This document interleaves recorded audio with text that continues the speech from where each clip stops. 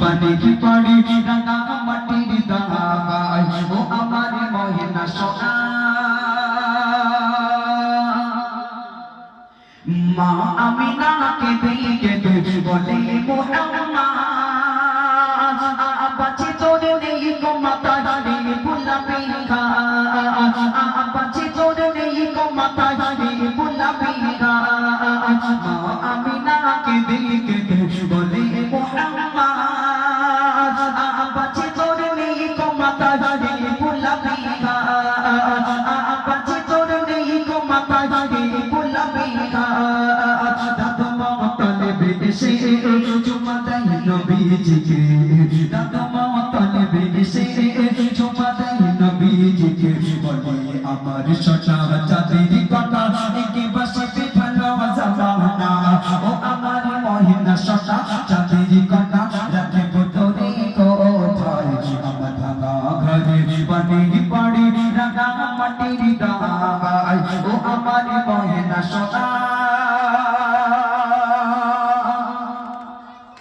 শিশু নবী দোলে না দোলে দোলাই আমিনা আরে মায়ের কোলে ঘুমাই যাও নূরের আয়না মায়ের কোলে ঘুমাই যাও নূরের আয়না শিশু নবী দোলে না দোলে দোলাই আমিনা আরে মায়ের কোলে ঘুমাই যাও নূরের আয়না মায়ের কোলে ঘুমাই যাও নূরের আয়না ও মে সাহিবা এসে নূরি চাঁদ মুকুটি দেখে ও মে সাহিবা এসে নূরি চাঁদ মুকুটি দেখে বলে ও আমিনা তোমার সোনা ও আমিনা তোমার সোনা হবে সাথে মদিনা ও আমার ময়না সোনা চাঁদের কাটা রাখে তোরে কোথায় আমার ভাঙা ঘরে পানি পড়ে রাঙা মাটির দায় ও আমার ময়না সোনা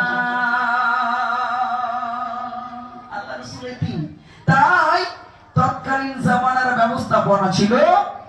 যার যে মা জন্ম দেবে এই ছেলেরা ভালো করে শুনতে হবে যে মা জন্ম দেবে সেই মা দুধ পান করাবে না এই নিয়ম ছিল তখন আর যারা নিয়ে যাবে বিনিময়ে 2.5 বছর দুধ পান করানোর পরে একটা মোটা অঙ্কের টাকা লেনদেন হতো দেওয়া নেওয়া হতো আল্লাহ রাসূল শুধুমাত্র গরিব বলে নবীকে নেওয়ার জন্য কেউ এলো না এতিম বলে কেউ এগিয়ে এলো নবীকে নেওয়ার জন্য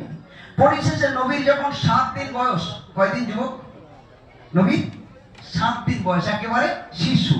নবীর 7 দিন বয়স হযরত হালিমা তো সাদিয়া এলেন তায়েফ থেকে হালিমার বাড়ি মক্কা থেকে প্রায় 280 কিলোমিটার দূর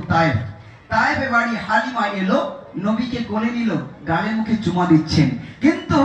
হযরতে আমিনা বলছেন বাবু আমার ছেলের ফালতু আদর কোন রেখে যাও কারণ আমার ছেলে কাউকে দেব না কারণ আমি গরিব এর বাপ নাই আমার অর্থ সম্পদ দেওয়ার মতো কিছু নাই অতএব তুমি রেখে যাও বাবু হযরতে হালিমা তো সাদিয়া বারংবার নবীকে দেখ